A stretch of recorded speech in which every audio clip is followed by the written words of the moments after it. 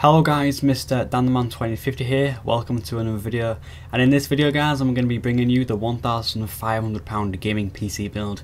Now this build guys is really high tier, and I want to say that you're going to get just absolutely amazing gaming and editing performance out of this PC. It is expensive and I have, kind of worked hard to get this to you. It is quite hard choosing parts for low end builds and also high end builds because you've got to make sure everything works and you've kind of got to stay to price point. Now this build is really balanced, and I want to say mixing an Intel Core i7 4770K with a GTX 780 is very realistic, and you're going to get some absolutely killer performance out of this build.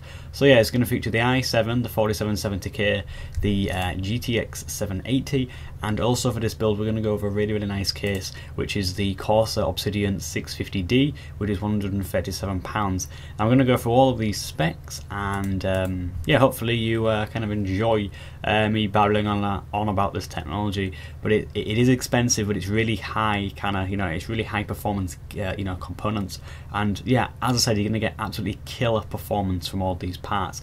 So for the CPU guys, we're going to be going with the Intel Core i7, the 4770K. This is the highest Haswell chip out there right now. It's the 20th of January. So yeah, this CPU is clocked at 3.5 GHz out of the box, and it turbos to 3.9.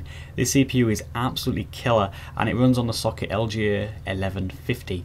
Now this CPU is quad core. Now if I start listening to Google, I just want to make sure if this is one of the 8 threaded chips. It is, yeah. This is one of the 8 threaded chips, so it's 4 cores and 8 threads, so it's going to act like an 8 core, and an 8 core Intel chip is going to be really fast. It supports up to 32 gigs of RAM, and the memory speeds being 1333 and 1600 megahertz. Now for the cooler guys, to cool the actual i7, especially if you're going to be doing some overclocking, I've chosen the Corsair Hydro H100i. This is a water cooling performance closed loop processor cooler. Now this is all closed loops, it's all nice and safe and everything. The water is contained within the actual kit. It's compatible with the socket we're using, and for £92 this cooler seems an absolute bargain. Now this is the i version of the H100. The H100 did have a few issues with a noisy pump, and also the fans not being brill, so the H100i is kind of the fixed H100, and this is a really nice cooler, and just the water cooler CPU in general is really good, but this cooler is just amazing, and you get really low temps. Even if you're not overclocking, but if you are overclocking, you'll still get really low temperatures, which is very nice. So that's just under £92, and it supports all these sockets, so you can kind of use this kind of water cooler for future builds if you plan to do that. Now for the RAM guys, we're going to go with 16 gigabytes of RAM. We're going to go with 4 4GB sticks. Now due to the limitation with the CPU, we're going to be getting a 1600 megahertz RAM. The cast latency on this is 9, and it runs at 1.5 volts. This is the Ballistix Sport memory. I have this memory in my system. I have 2 4GB sticks, not 4 gigs, but yeah, I have 8 gigs of this stuff in my system, the actual crucial Ballistix Sport memory, and it's nice stable memory and I like it, so that's why I've kind of chose it for this build.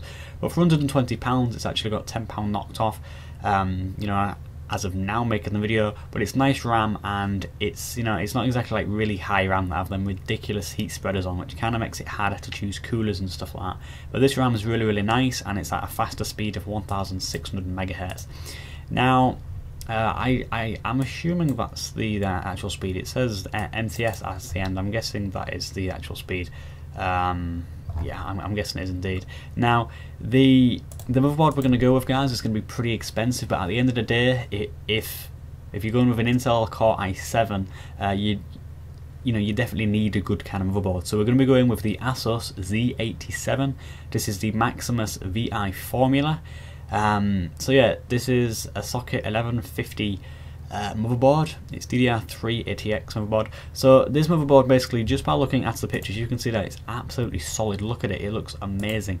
Now this is what they call thermal armor, and as you can see here, look, you can actually put your custom water cooling if you wanted to kind of upgrade to that in the future, you know, into this board. You have 4 RAM slots and you have 3 slots where you can put graphic cards. Now, this motherboard also supports RAID, and the PCI Express slots are Gen 3, so it takes full advantage of the graphic card that I'm going to cover next. Now this is £230, it might seem quite steep for a motherboard, but you have the money to do that. Now the reason this motherboard is expensive is because it's a 4th generation kind of board, you know, for a start.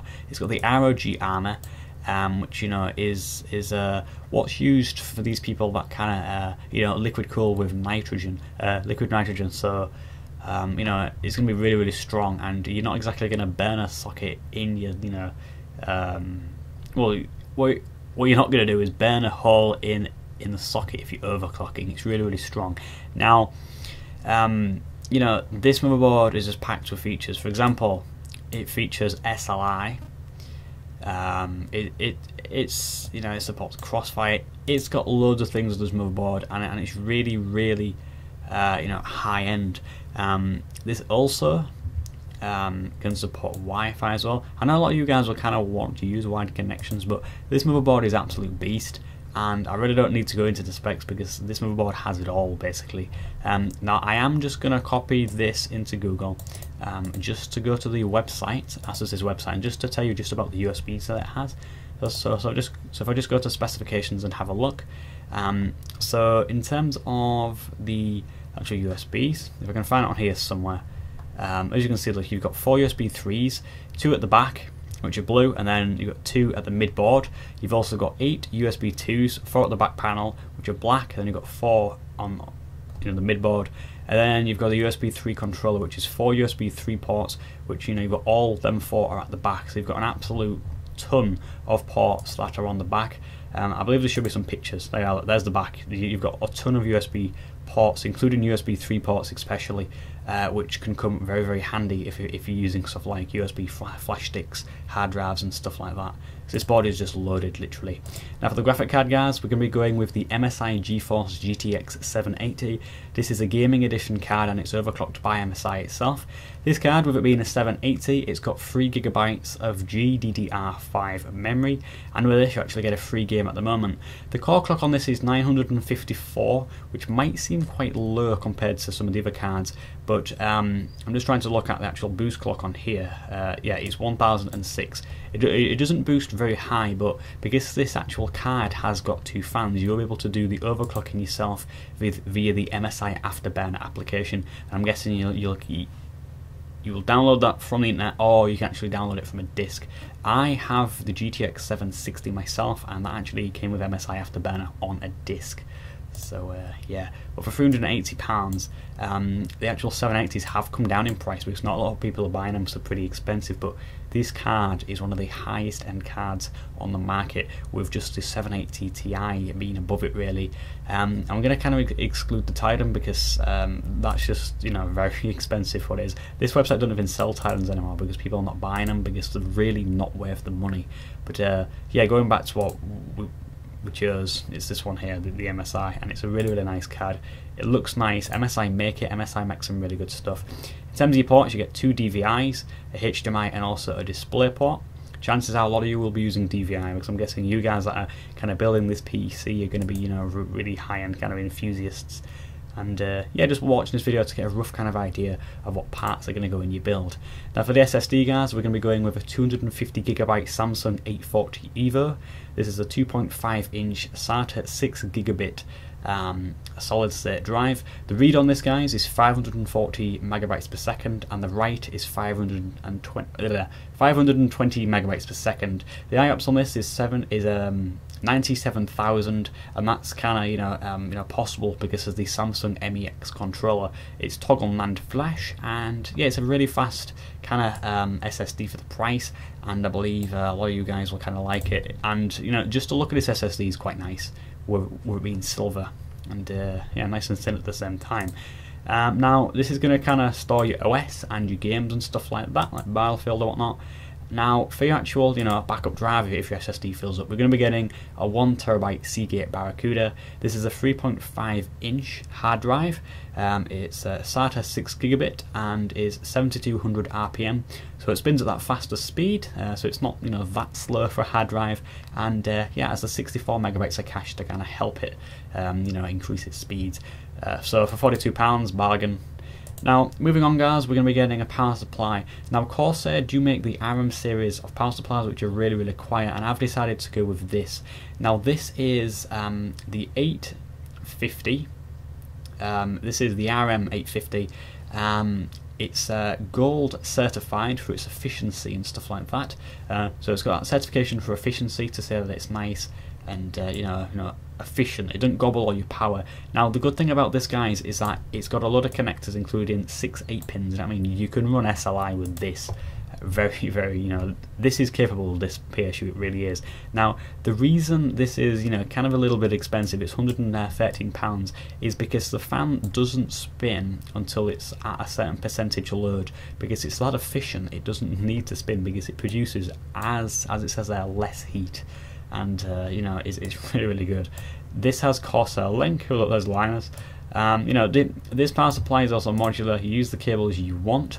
This is fully modular. I mean, you don't even get no cables that are just like there. You choose every single cable you want to use, which will limit down on the amount of cables that are just randomly scattered around your case. This is a really nice, efficient power supply. I'll say it again, and you get a lot of absolute shit ton of cables which you choose from, and you install the ones that you want. So that will be about it. That's the Corsair RM850. Now, the last part, guys, is going to be the case. Now, this is quite a large case, but it's still a midi tower case. I tend to stay away from full tower cases because they're just, they're really tall. Now, this is the Corsair Obsidian, the 650D. This is a really large case which will sport the H100i. The H100i liquid cooler will fit in here fine by Corsair. This will fit in the case, and it's going to be really nice to build in this case because it's got a lot of room. And just looking at the pictures, it looks really nice case. You've got your easy kind of things to open the case, little clip things that you undo to open the case. You've got a window, which is kind of like not the full case, but it's just a small bit of the case there, so you just see the major kind of components, because you don't really want to look in a case and see hard drives and SSDs and whatnot. You just want to see the processor and the beast of a graphic card. So this is a really good case for £137. It's just got a lot of features, and the main thing with this is it's got a lot of grommets. I mean, it's got an absolute shit ton of grommets where you can put cables and wrap your cables all around and stuff like that. You can fit a load of hard drives and SSDs there. Look, you can see this picture on screen, and then you can also insert your optical drives. I'm guessing none of you are going to be using optical drives, that's why I haven't chosen one for this build. But it's got 80 expansion slots. It's got slots for the cooling. So I've got two 200 millimeter fans, or one 120mm fans. This case is just huge, and you can fit a lot in here, big time. It's just a really nice case. So that's going to conclude the build, guys, with the Intel Core i5, the 4770K, and also the GTX 780. This build is an absolute monster, and I think you'll be very surprised with the performance that you'll get with this. For the price. It's a really nice build. Wish I kind of had it myself, but this build is going to really blow your socks off. The performance you're going to get from this is amazing. So that's going to conclude the build, guys. Thank you very much for watching. If you have any questions or queries about this build, feel free to email me. My email address is in the description, or feel free to just leave some comments if you just think that it is just a general question that others might benefit for. Anyway, guys, thanks for watching. Please feel free to like, comment, and also subscribe, and I'll see you guys on my next video. Goodbye.